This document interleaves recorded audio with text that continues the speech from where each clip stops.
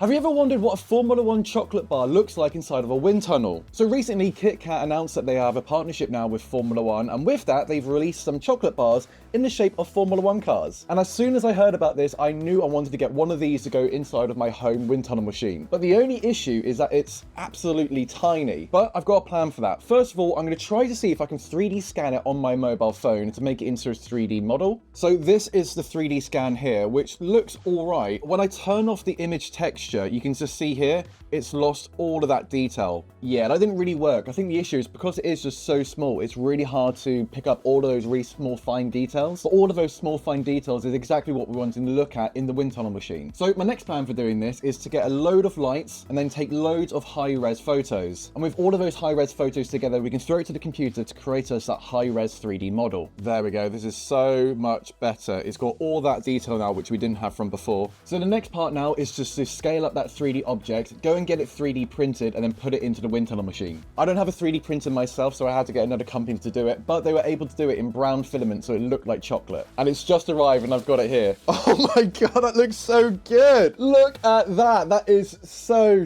good! This is exactly what I was hoping for. It's got all these little details here of the front wing. You've got all the suspension bits here, which is exactly what it is like on the chocolate bar. Just as a size comparison, this is the original KitKat chocolate bar. And this is our 3D print.